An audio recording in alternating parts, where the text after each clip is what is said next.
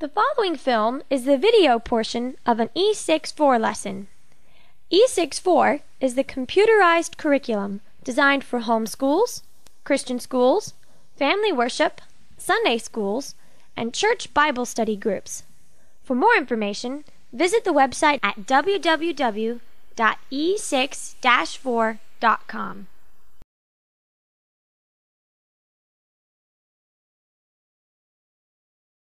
Okay, let's take up where we left off about dinosaurs in the Bible. People say, come on now, dinosaurs aren't in the Bible. Well, of course the word's not in there. They didn't make up the word till 1841. The word computer's not in there either, but there really are computers, okay? But yes, dinosaurs are mentioned in the Bible. You say, I didn't see them in there. Well, you need to read carefully, okay? If you get the book of Job, the book of Job has 42 chapters. Just about dead center in the Bible, just before Psalms. You find a very fascinating book. In Job chapter 1, it says, Job was a perfect man. He feared God and hated evil. By the way, that's good advice. Okay? And Job had 7 sons and 3 daughters. And Job had thousands of sheep and camels and oxen and asses. The guy was rich. Really rich. Job was probably written after the flood, but before the law was given in the days of Moses. Before the flood, they lived to be 900. After the flood, they lived to be 400. See, Job lived long enough to have 10 kids, all grown, out of the house. They all died. He had 10 more kids and saw his great-great-grandchildren from his second family. So you got to be living a long time to accomplish those things, okay? So those are the reasons why most people think the book of Job was written after the flood, during the time when they were still living to be, 400. Anyway, one day the messenger came to Job and said, Job, I got some bad news. The oxen and asses were stolen, and your servants got killed. And the sheep got burned up. Oh, and by the way, Job, the camels got stolen too. Stock market crash. Get it? Stock? Never mind. Okay. No. Another messenger came and said, Job, your kids all died. All 10 of your kids are dead. Job's having a bad day. And then Job said, the Lord gave, the Lord hath taken away. Blessed be the name of the Lord. Man, what kind of guy is this anyway? Hey, do you do that when bad things happen to you? Huh. Then Satan gave him boils from the top of his head to the bottom of his feet. And a boil is like the world's worst zit, and Job was covered in them. And his wife turned against him. You know, a man can handle just about any tragedy in life, but that's the toughest one right there. There's a verse you probably never heard preached on ever. Ephesians chapter 5 talks about, husbands, love your wives, and wives, submit yourself to your husband. You've probably heard that part preached on. I bet you never heard this part. Let the wife see that she reverence her husband. Treat him like a god. Offer him burnt sacrifices 3 times a day. Okay? Amen. All right. Chapter 2, verse 10. And Job said, you speak like one of the foolish women. Can't we receive good at the hand of God and not evil? And then Job's 4 friends came to visit him. One of those guys was the shortest man mentioned in the Bible. Bildad the Shuhite. That's pretty short, okay? But these 4 guys came and they talked to Job for 35 chapters. Most of the book of Job is these guys explaining to Job why everything went wrong. They had to be Baptists the way I got it figured. They said, Job, you must have sinned. Eliphaz said, whoever perished being innocent? Job, the reason bad things are happening to you is because you sinned. Now, folks, that is the wisdom of the world, okay? That is not true. See, if something bad happens to somebody, you don't know why it happened. You should love them, pray for them, encourage them, and shut up. Don't go to the hospital when they get their gallstones out and say, hey, brother, these aren't gallstones. These are tithes and offerings. God's getting them out of you one way or another. Don't do that, okay? Let God take care of why everything went wrong. He can handle them just fine, all right? So Job is sitting there scraping the pus out of the boils by the graves of his 10 dead kids thinking, God, would you please answer me? Why did this happen to me? Folks, you don't have to live on this planet very long before you're going to be asking that question. God, why did you do this to me? Now, I don't want to drag skeletons out of anybody's closets, okay? But maybe you've had tragedy in your life. I know a little bit of what I'm talking about. I've got 3 kids here and 3 in heaven already, okay? Yes, tragedy comes to good people trying to do right. It happens, all right? But If something bad happens, what's your response? Job said, I wish the Lord would answer me. See, Job didn't know about Romans 8:28. God said, we know all things work together for good to them that love God, to them that are the called according to his purpose. Now, this verse does not say everything that happens is good. It doesn't say that. It says it'll work together for good. I'll show you. Has anybody ever been hungry? You ever been hungry before? Suppose you come to my house, you knock on the door, say, hey, Hovind, I'm hungry. I'll say, come on in, man. I'm going to give you a cup of flour. That don't sound too good. I got it. How about a spoonful of salt? Now, that'll fill you up. That ain't going to help. I got it. How about a spoonful of baking soda? Now, that will wake you up in the morning. Now, you're probably getting kind of dry by now, so let's pour down a half a cup of Crisco. And chase it down with a cup of buttermilk. You say, Brother Hovind, that would taste terrible. How about if we mix them all together and make biscuits? Did you know the individual ingredients for biscuits taste lousy, but they work together for biscuits? And did you know everything that happens to you might not be good, but it'll work together for good if you love God and you're called according to his purpose? See, the Christian life is so simple. Keep your heart right with God. That's it. Now, that'll be tough to do because the heart is deceitful above all things and desperately wicked. But Job is sitting there scraping the pus out of the boil saying, God, would you please answer me? And in chapter 38, the Lord answered Job out of a whirlwind. You know, if a tornado starts talking to me, I'm going to pay attention. And the Lord said, who is this that darkeneth counsel by words without knowledge? Hey, Job, your 4 friends did not know what they were talking about. And by the way, be very careful about getting any Bible doctrine from the book of Job, okay? It's true that the guys said it, but what they said was not true. And cults are always good at picking a verse out here. You better read the whole chapter, okay? Now, I believe the Bible is the Word of God, but the Bible contains some lies. It accurately records the lies of men. It's true that they said it, but what they said was not true. Okay, that's the case of these 4 guys. Anyway, God said, gird up now thy loins like a man, for I will demand of thee, and answer thou me. Where wast thou when I laid the foundations of the earth? I read that 36 years ago as a brand new Christian. And I thought, what a dumb question. God, why would you ask Job where he was when you laid the foundations of the earth? I said, God, he wasn't there. You know that, and he knows that. So why are you asking such a question? How many of you were here when God built the earth? Was anybody here when God made the earth? Only a couple of Mormons, okay. Yeah. You're in your second existence. I understand, okay. No, you were not here when God built the earth. So, kids, this is going to be complicated, so listen carefully, okay?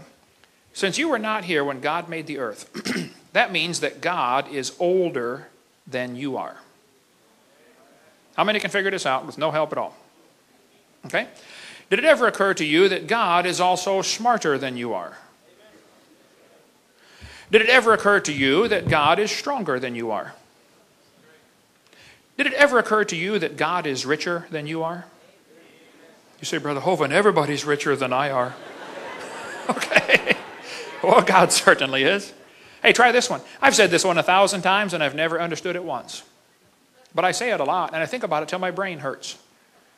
Did it ever occur to you that nothing ever occurred to God?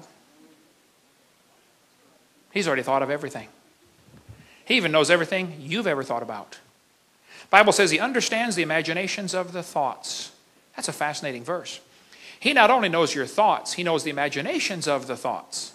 You see, you can not only think about things, you can actually think about what you are thinking about. Think about that. The brain is amazing. The Bible says God knows the thoughts of man. And by the way, it says in Luke, Jesus knowing their thoughts. That's one of many verses that proves Jesus is God Almighty in the flesh. God knows your thoughts and he loves you anyway. Wow, praise God for his mercy, right? Job 38:4. God said, declare if thou hast understanding. Who hath laid the measures thereof if thou knowest? Question mark. Job doesn't answer.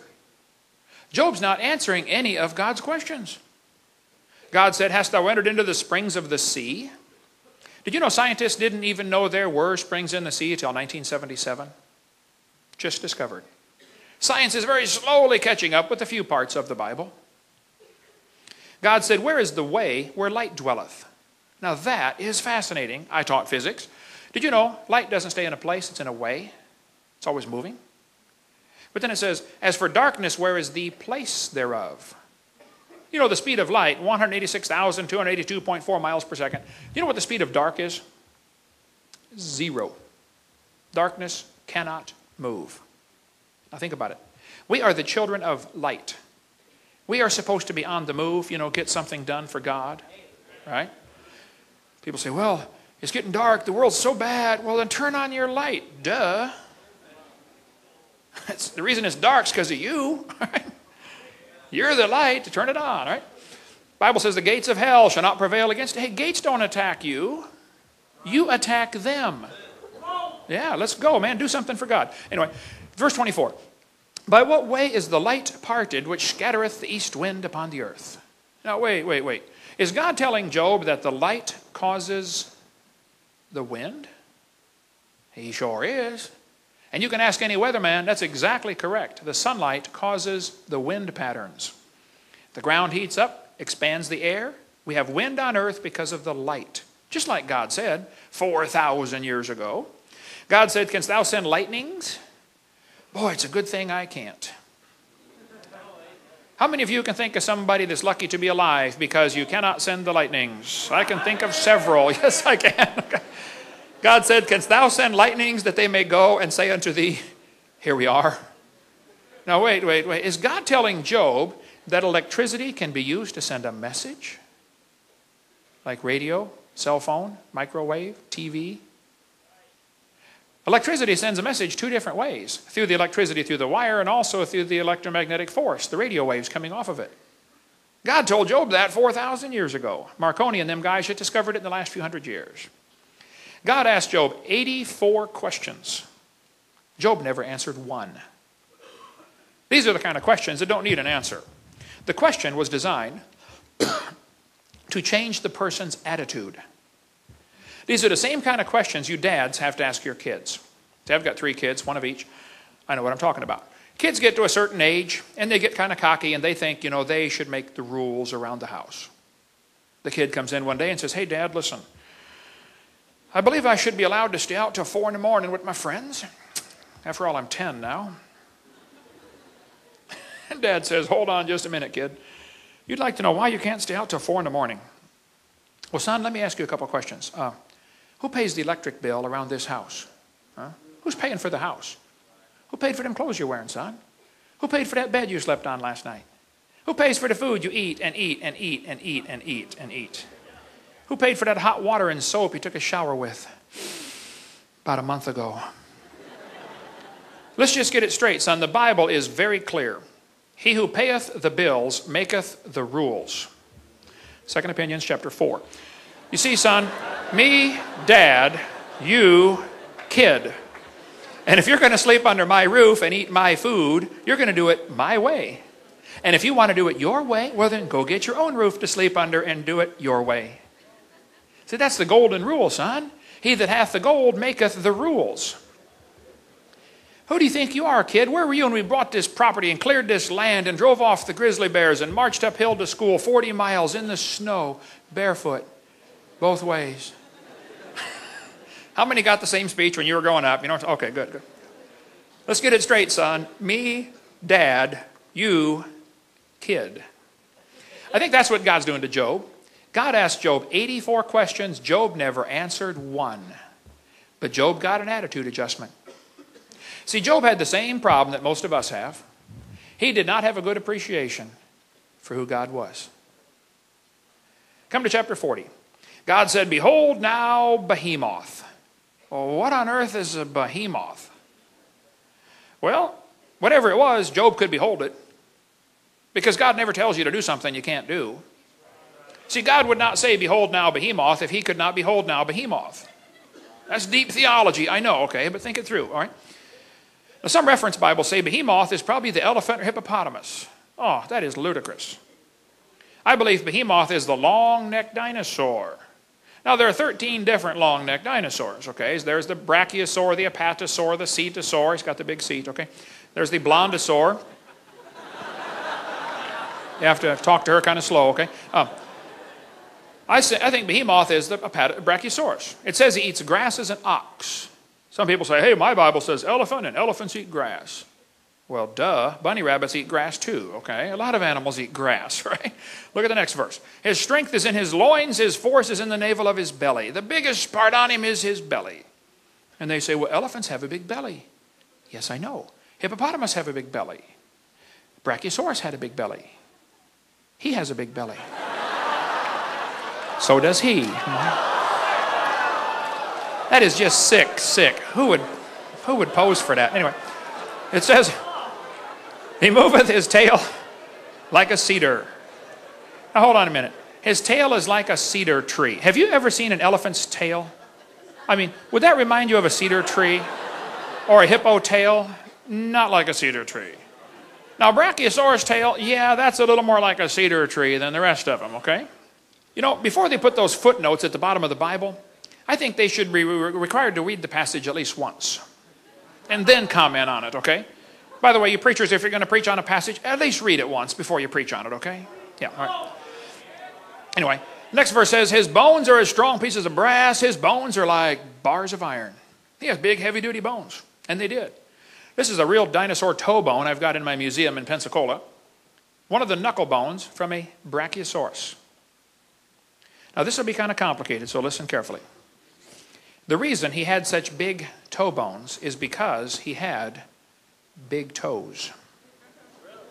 How many can figure that out with no help? 4, 5, 6. Okay. And the reason he had those big toes is because he had a big foot. There's a kid taking a bath in a brachiosaur footprint. Pictures on the book right here on the steps. And the reason he had that big foot is because he had a big leg to hold up. His front leg is 20 feet tall. The biggest dinosaur found so far is 60 feet to the top of the head, found in Oklahoma. They say it's going to take them 20 years to dig all the bones out of the ground because it is a government project. They say when it was alive, it probably weighed 100 tons.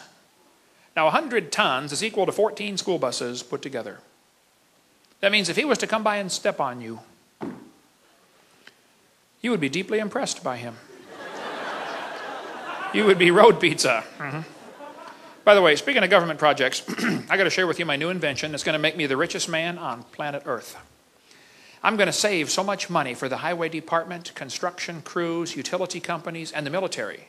Oh, and all I want is 10% of the savings, and I'll be the richest man on planet Earth. I have invented a shovel that will stand up by itself. You won't need to pay those guys to lean on it anymore. Thank you, I know.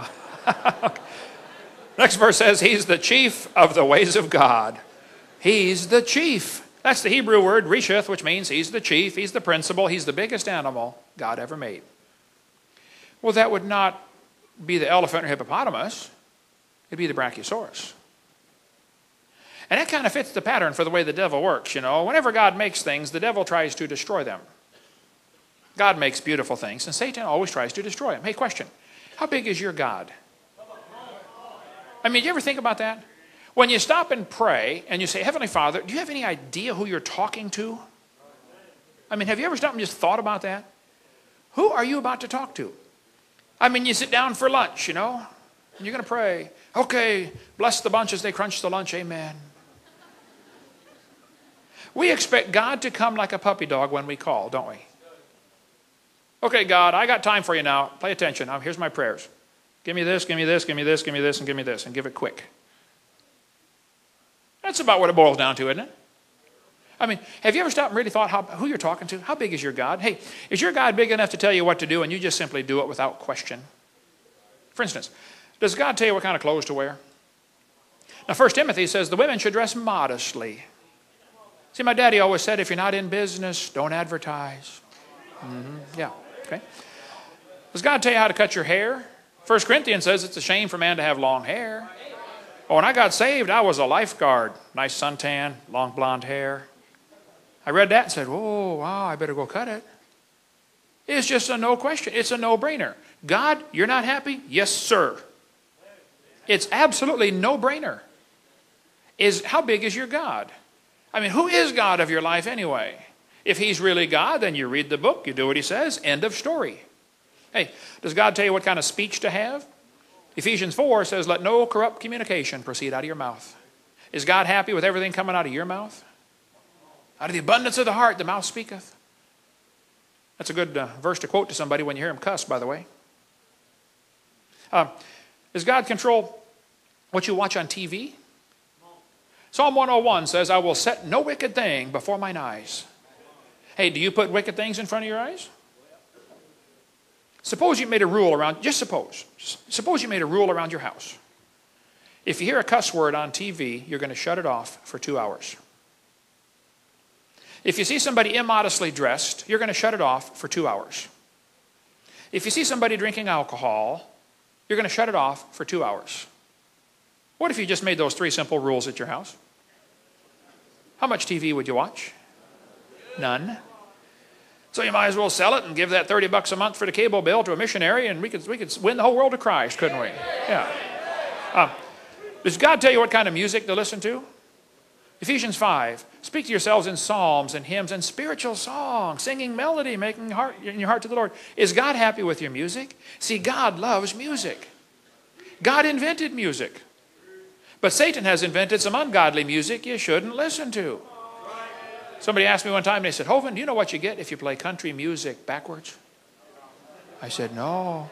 He said, you get your wife back, your hound dog back, your pickup back, and you get out of jail. Mm-hmm. Yeah. God created them male and female. Did you know God invented marriage and the family and sex? I mean, he invented the whole thing. And he wants it to be wonderful. But so he put some rules down. Boys, don't touch the girls till you're married to them. Now, if you don't want to touch them, then stay away from me. I saw your kind in San Francisco, okay? But God put the rules down. He put the rules down because he wants the best. He said the adulteress will hunt for the precious life. God doesn't want you hunting for a precious life. He wants you to have a precious life. Hey, do you know why these Hollywood folks have to get married again every 6 months? Or Britney Spears, 55 hours. Jennifer Lopez, 7 months. Brandy Norwood, less than 2 years, less than 6 months. Zsa Zsa Gabor, married 1 day. Do you know why they got to get married again every 6 months? They're hunting for the precious life. They don't have it. Now listen carefully. Don't pay any attention to Hollywood. They don't have a clue, not the clue in the world how to have a precious life. If you want to have a precious life, you keep yourself pure till you walk down that aisle and the preacher says, wilt thou? And then you wilt, or whatever they do. And then you stay faithful to that one the rest of your life. That is the precious life. Don't believe Hollywood for a second. They don't have a clue, all right? God created the living creatures, every living creature. God made the dinosaurs. He made them. And Satan said, you know, there has to be some way I can use dinosaurs against God. But he couldn't fool Adam, not with dinosaurs. Adam named them. Can you imagine the devil walking up to Adam and saying, hey, Adam, did you know dinosaurs lived millions of years ago? Adam would say, are you stupid? There's one in the backyard right there eating on a cherry tree. I mean, what do you mean millions of years ago? The devil couldn't fool Noah. I mean, he fed him every day. But for the next 4,000 years, dinosaurs became more rare. They were dying off or being killed off or whatever, you know, some of the reasons they died. And by 1809, they were just nearly extinct. And somebody found the bones and put one together. 1809, first dinosaur that we know of, put together for a museum. Satan was there that day and said, wow, here's my chance. These critters have always lived with man. I know that, and God knows that. But these people don't know that. So the devil said, I think I'm going to tell everybody they lived millions of years ago. And if they believe it, it'll make them doubt the Bible. And boy, has it worked good. You know, for the last 200 years, kids have gone to kindergarten and they get a book like this. I can read about dinosaurs. Would anybody like to take a wild guess at what the first sentence in the book says? Millions of years ago. Hey, how many kids are being taught that in your town? At your expense. You are paying for the destruction of the next generation. Now, maybe that doesn't bother you, but it bothers me. And if you think I leave my gorgeous wife and travel all over the world, been gone, let's see, over 200 days a year for years now, flew 215 times last year, spoke over 900 times. If you think I leave my gorgeous wife and my 4 grandkids because I like being gone, you are mistaken. Okay? They would much rather be home. But there's a war going on. Somebody's got to warn the troops. Hello, to arms. The British are coming. You know, pick up your gun, guys. Let's go. There are kids by the billions being brainwashed on this planet. And Satan is using dinosaurs to do it. Nearly all the books say millions of years ago. And then we got some Christians that totally ignore the subject because they don't have an answer. Well, study to show yourself approved unto God. Get the answer and go share it with somebody, okay? Millions of years ago, the book says. I go to museums all the time. Just makes my blood boil. You see hundreds and hundreds of kids coming past these incredible displays. I mean, beautiful big dinosaur skeletons. And guess what the sign says at the bottom? Millions of years ago. See, Christians don't seem to understand this. The museums and science centers of the world, that is their church. They are preaching their gospel just like you are trying to preach your gospel. And they're using your tax dollars to preach their gospel. That's how it happens. Millions of years ago. The Bible says, Behemoth lieth under the shady trees, in the covert of the reed and fens. Now the word fens is an old English word that means the swamp. You know, the biggest swamp in the world is in the middle of Africa. It's called the Wallace swamp. That swamp is huge. Most Americans don't appreciate the size of Africa. Here's what Africa looks like next to the entire United States. Africa's gigantic, okay?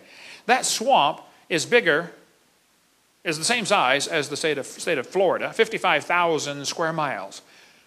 That swamp is huge. Did you know that swamp today is 80% unexplored? In 1885, Congo in Africa was taken over by Belgium, and it was called the Belgian Congo for many, many years. In 1960, the communists liberated them. You know how the communists liberate countries. They kill everybody. Okay, you're free now. Yeah, anyway. There were reports in that swamp from the 1700s when the missionaries went in there and said, man, there are dinosaurs still living in that swamp. Dinosaurs still alive?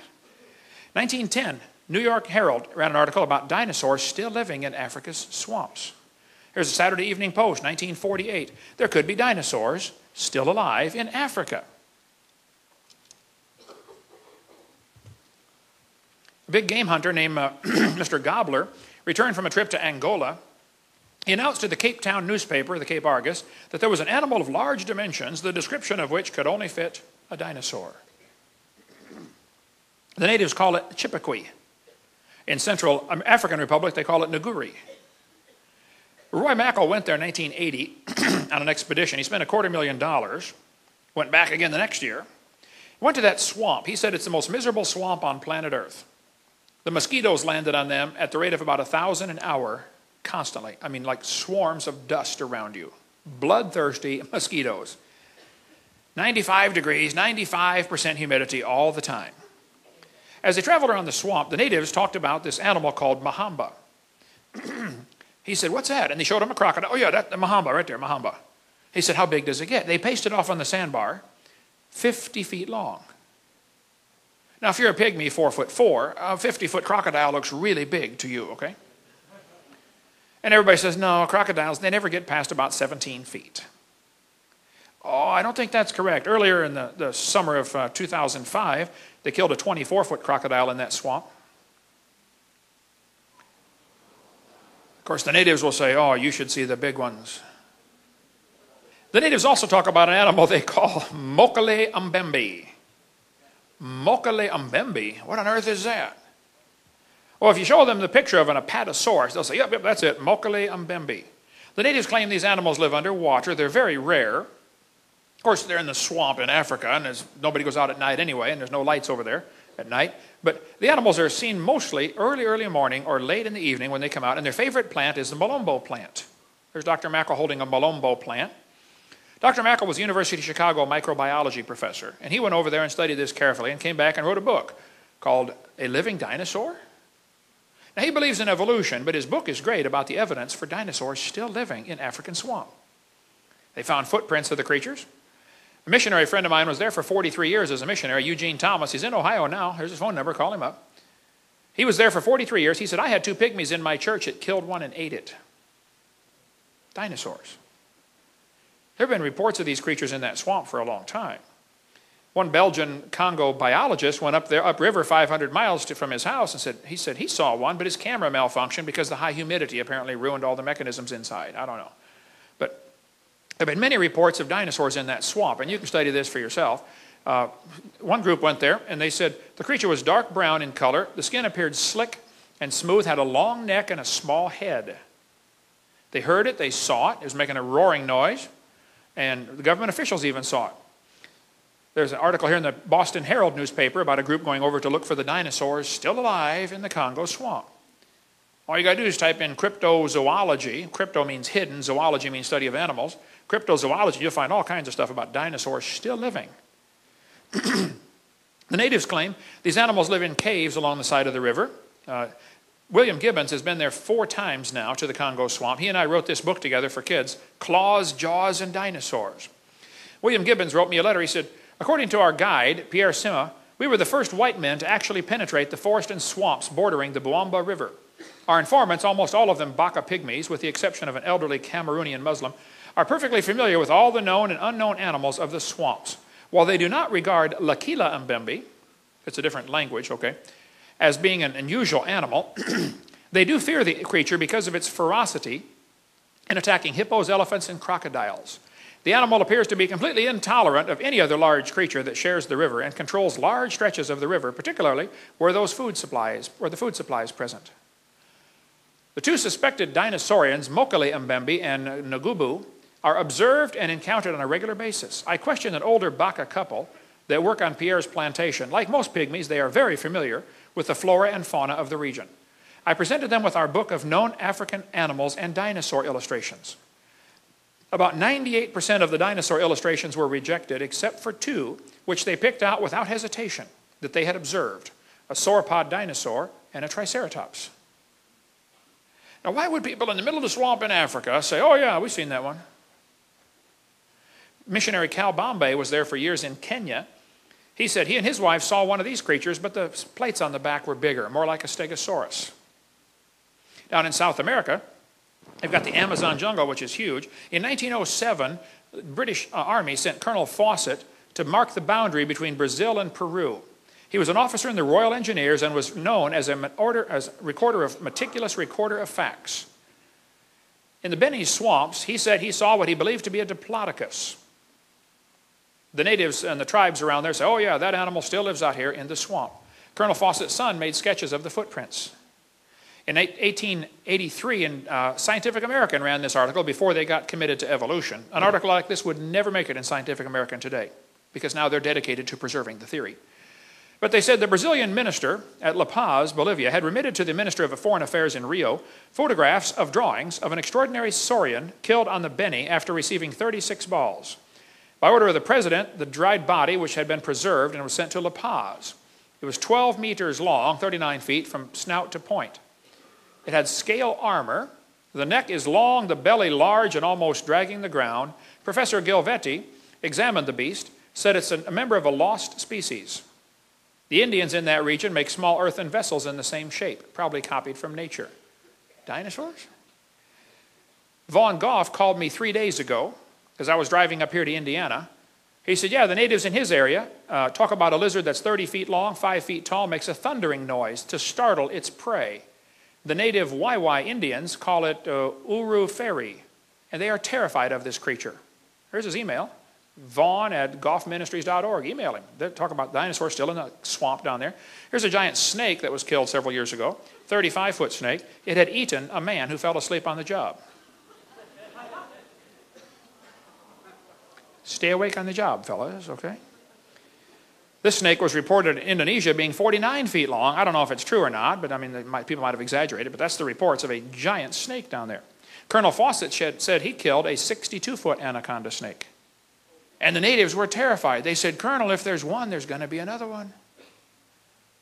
The officials of Brazil-Colombia boundary in 1933 killed a 98-foot snake, 2 feet in diameter, weighed 2 tons. The cook from a hotel in Amazon said they saw a 100-foot snake that the military hunted down after it killed and eaten 2 soldiers. The head was 5 feet long. Reuters News Service reported a 130-foot snake back in '97. This thing floated down the Amazon River Nobody poked it to see if it was alive, but they reported it's over 100, nearly 150 feet long. Amazon River is huge. Halfway up where a former student of mine was a missionary for years, he said the Amazon River way back here is 9 miles wide. That's a big river. There's a lake in Scotland called Loch Ness. Has anybody ever heard of Loch Ness? Loch Ness is a huge lake, 24 miles long, a mile to a mile and a half wide, up to 900 feet deep. Loch Ness is big enough that everybody on planet Earth could go drowned in it at the same time. It would hold the entire population of the world. 6 billion people would fit in that lake. It's huge. In 1933, a roadbed was cut into the side of the mountain, because before 1933, if you wanted to see the lake, you got to climb over the mountains or go upriver 7 miles in your boat. So not many people went there. Very sparsely populated. 1933, the first year the road was put in, there were 52 separate sightings of the Loch Ness Monster. This author said there have been 9,000 reported sightings today. Now that was back in the 1960s when this book was written. Today it's over 11,000 reported sightings of the Loch Ness Monster. 11,000. Of course, some are fakes and frauds, okay? I wouldn't trust the, Weekly World News, where they got all this weird stuff in there. But Sir Peter Scott's a member of Parliament. He said he saw it. He believes it's a plesiosaur. Almost everybody that sees it says it's this animal right here, a plesiosaurus. Long neck, 4 big flippers. One guy wrote a book and he said, some people think Nessie is a plesiosaur. There's one thing wrong with this theory. Plesiosaurs are believed to have become extinct 70 million years ago. Oh, is that what's wrong with the theory? I think this evolution theory has got to be the biggest hindrance to scientific research there's ever been. Okay? You look at the facts, forget your theories, look at the facts and come up with your conclusions. Okay? Arthur Grant nearly ran into Nessie on his motorcycle one night. He said, I had a splendid view of the object. In fact, I almost struck it with my motorcycle. It had a long neck, large oval-shaped eyes on top of a small head. The tail would be 5 to 6 feet long. He describes it, 15 to 20 feet long altogether. He said, knowing something of natural history, he was a veterinarian student, okay? He said, I've never seen anything like it in my life. Here's the sketch he drew of what he nearly ran over on his motorcycle. A 20-foot-long plesiosaur. Alexander Campbell was the game warden for Loch Ness for 47 years. He said he saw it 18 times. There's the sketch he drew of it.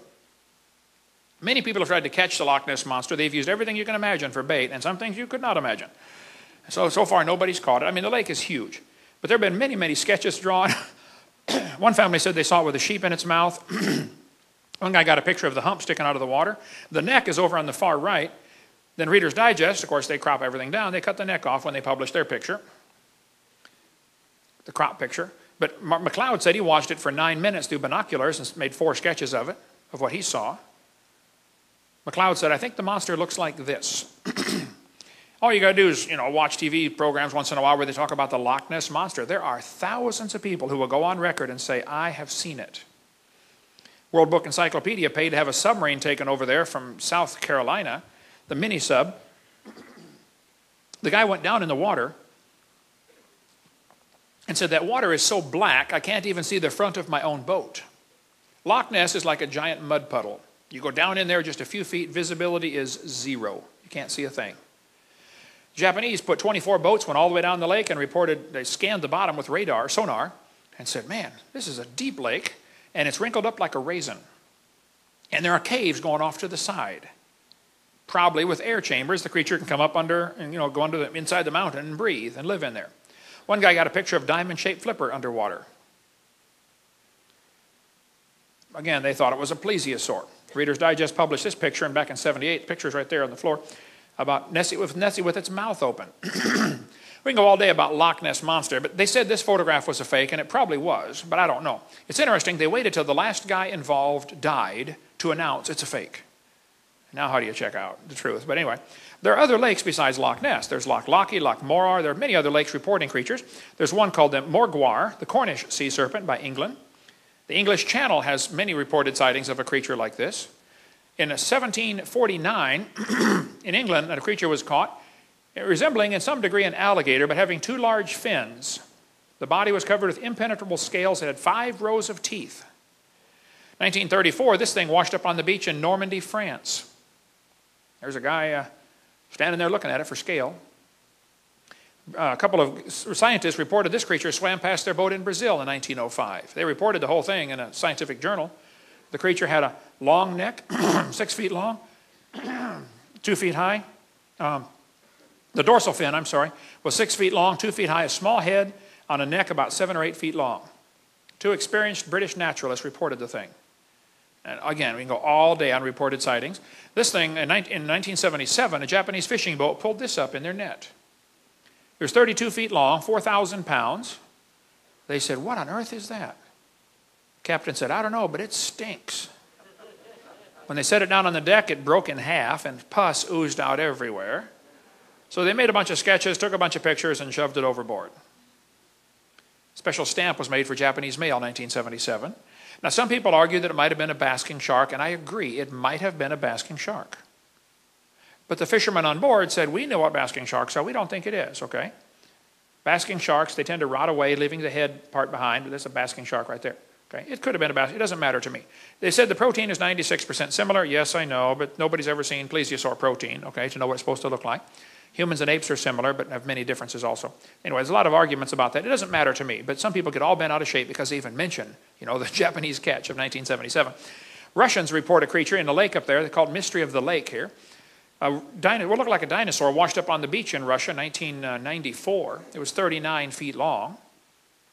This thing apparently is a doctored photo of a shark. Somebody with Photoshop, made it look like a plesiosaur, but actually it's a doctored photo. But so be careful. There's plenty of frauds out there, no question. But the existence of a fraud or counterfeit does not disprove the existence of the original. Right? In 2004, a bunch of people over in Papua New Guinea reported a creature like a dinosaur, 10 feet tall, with a head like an alligator, or tail like an alligator, a head like a dog, right there on the island in the city of Kokopo. One lady said she saw it. She ran for her life, seeing a 3-meter-tall creature with a head like a dog and a tail like a crocodile. You can read all about it on the internet about this creature seen just in 2004. Japan reports some of these creatures. The North Island, Hokkaido, reports them, and the South Island down here of Japan. They call it Ishi in Lake Ikeda.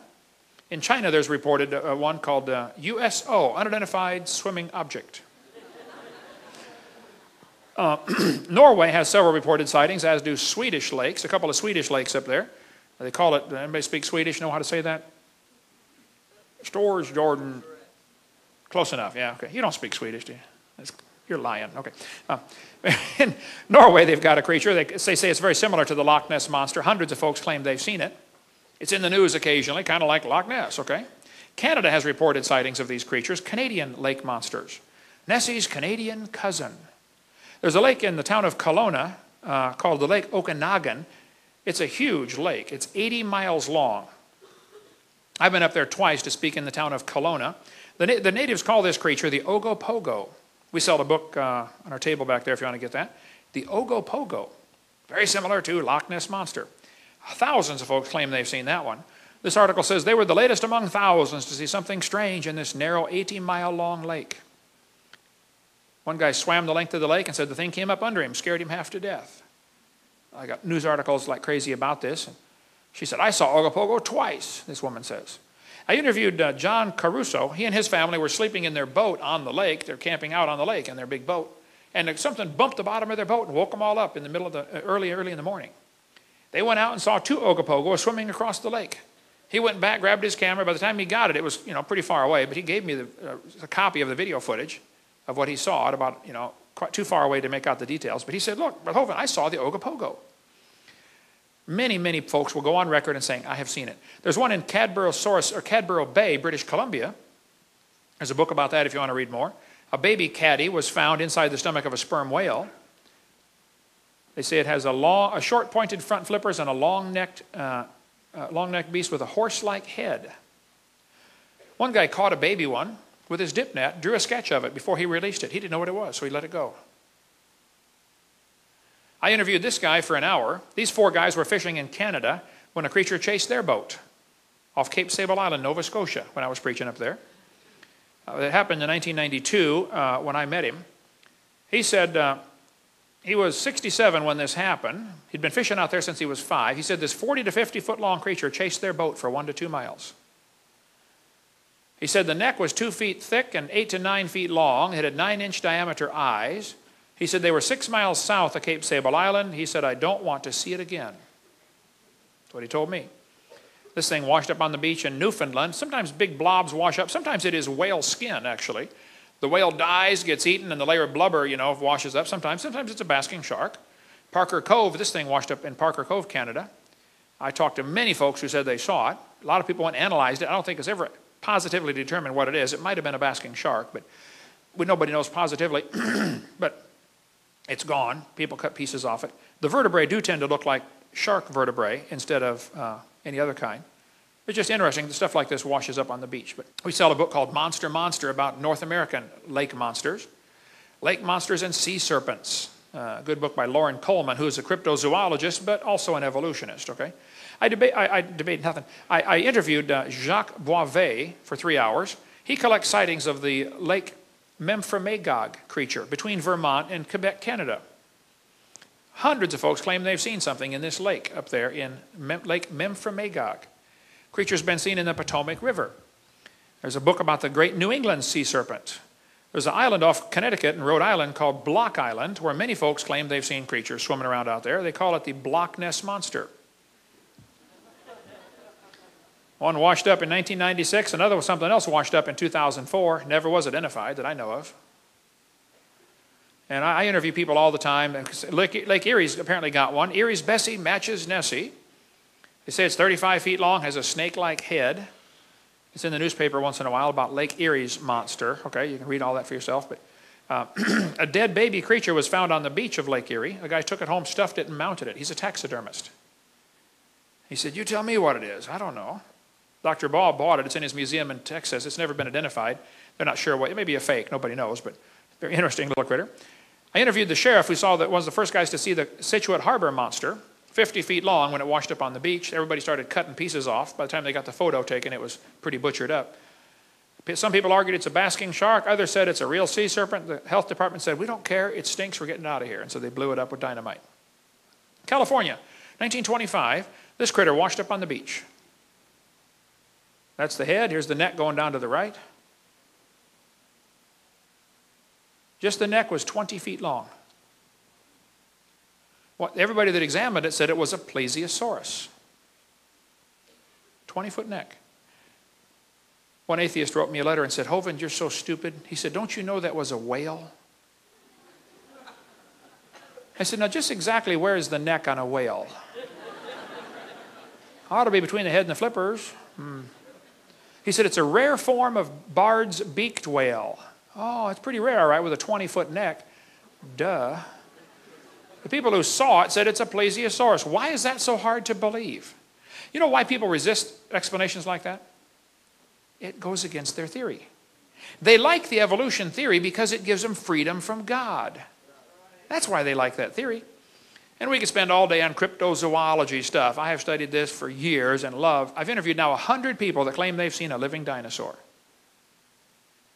In New York, 1969, the harbor police chased something much bigger than a whale upriver. Never did catch it.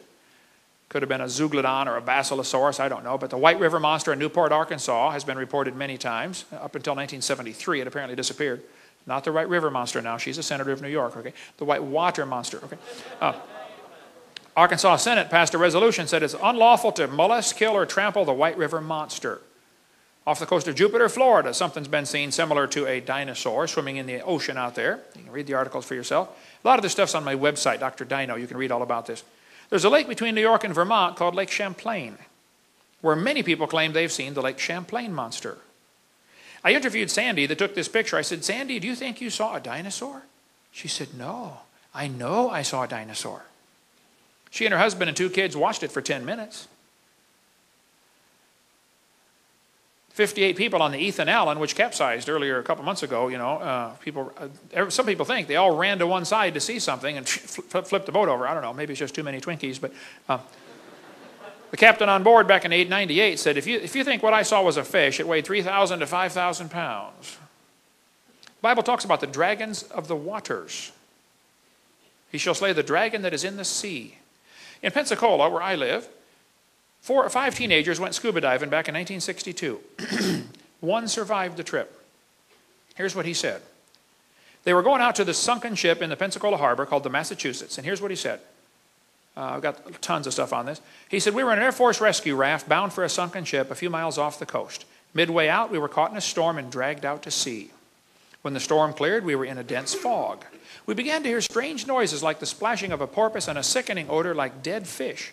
The noise got closer to the raft, and I heard a loud hissing sound. Out in the fog, we saw what looked like a long pole about 10 feet high sticking up out of the water.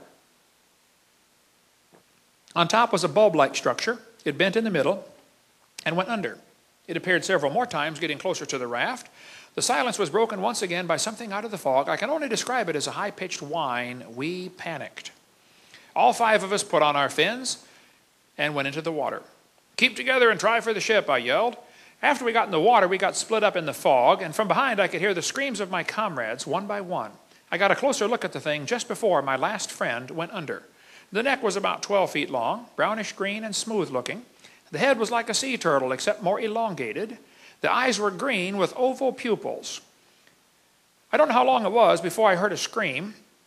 It lasted maybe half a minute. Then I heard Warren's call, hey, help me, it's got Brad, I've got to get out of here. His voice was cut off abruptly by a short cry. Brad, Warren, hey, where is everybody? I yelled back at the top of my lungs. Larry now swam with Eric and me. Warren and Brad were nowhere in sight. Right next to Eric, that telephone pole-like figure broke water. I could see the long neck and 2 small eyes. The mouth opened and it bent over. It dove on top of Eric, dragging him under.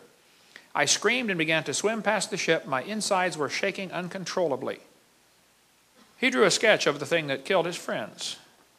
He said, I finally made it to the top of the ship and stayed there most of the night. Next morning, I swam to shore, was found by the rescue unit.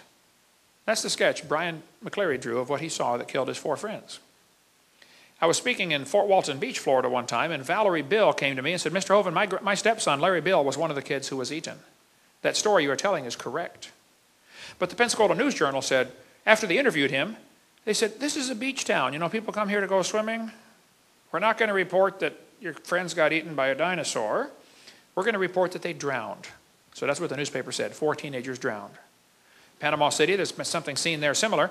Youth director at a Lutheran church told me his whole youth group was in the van and they saw a creature like that in Panama City Harbor. There have been many reports of dinosaurs still living. There could be some pterodactyls still alive. The natives call the animal the Congomato. If you're in Congo, in Kenya they call it Batamzinga. Steve Romandi was on the Kenya Olympic running team. He called me and said, he was going to school in Louisiana. He said, Mr. Hovind, I saw those creatures. He said, we've got them in my village in Kenya. He said, their favorite food is decaying human flesh. They dig up graves and eat the bodies. They kept talking about the Congomato. Well, we could cover dinosaurs still living for hours, but there have been lots of reports of pterodactyls still around. I get calls about this from people all the time, about pterodactyls being seen in Papua New Guinea or in Indonesia or in Venezuela. Wish we had time to cover all that, about all these pterodactyl sightings. Dave Wetzel went there and said, man, the natives kept talking about this flying ropin that glows in the dark over in Papua New Guinea. It lives on the island right there. So what's the point? You say, Brother Hovind, who cares? Yeah, I think there might be some dinosaurs still alive. And I think we have really been lied to about the dinosaurs. Now, I don't think there's many, and it's probably safe to go to the dorm, okay? Don't get excited and think, wow, we're going to get eaten by a dinosaur. No, it's not that way. The hallway will be clear tonight, I assure you, okay? But the Indians had a legend called the Thunderbird. They said a giant bird got hit by lightning. When they found it 3 days later, the buzzards had picked the bones clean, but they said the wingspan was 20 feet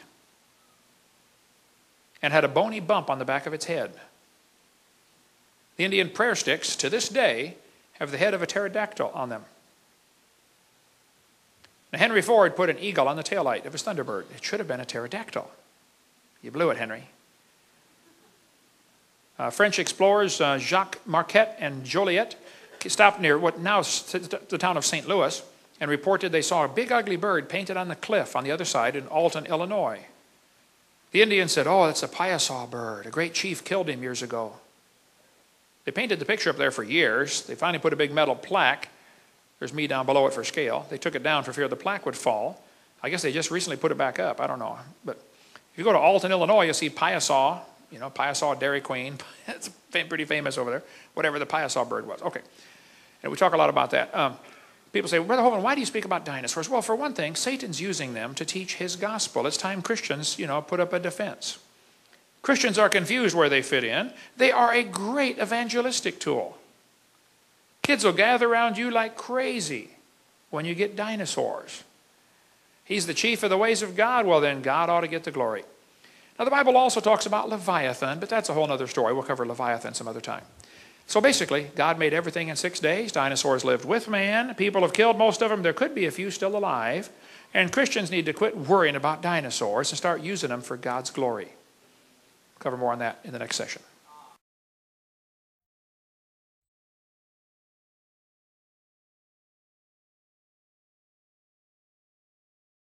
The film you have just watched is the video portion of an E6-4 lesson. E6-4 is the software curriculum that provides education with a strong biblical worldview. Be sure to visit the website at www.e6-4.com and sign up for our newsletter to stay informed about new lessons available or special events. One of the many features of E6-4 is the student-directed learning mode, where the student is free to choose from dozens of lessons in over 20 categories, including math, reading, history, science, and the Bible. Another feature is the father-directed learning mode, where a father or classroom teacher can create an individualized lesson plan for each student, and the software will teach the student one section at a time, keeping records of his progress. A third feature is the family worship mode, which is ideal for family worship, school chapel services, family Sunday school classes, or church Bible study groups. Once you set up your lesson plan, this mode offers instruction and catechism, one lesson section at a time.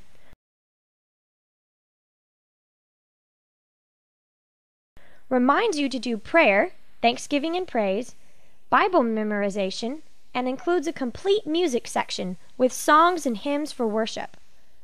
Each song can be played with or without the vocals. Another E6-4 feature is the competition mode, where you create a lesson plan and the program randomly selects question sets from the lessons to create a fun and exciting competition, which can be as small as the competition our family does every day in our daily family worship, to as large as the Southeast Bible competition we conducted with multiple rounds and prizes, including a new laptop computer and tickets to a major theme park. Another feature is Apples of Gold, a computerized parlor game for more advanced students, where two clue givers devise clues to help their teams come up with a phrase from the Bible. To purchase the E6-4 software, visit the website at www.e6-4.com. To schedule the Homeschool Advantage to come to your church or homeschool conference and teach your people how to use computer software to build strong biblical households, contact Captain Bret at 678-570-2195 or email terabenth@inbox.com.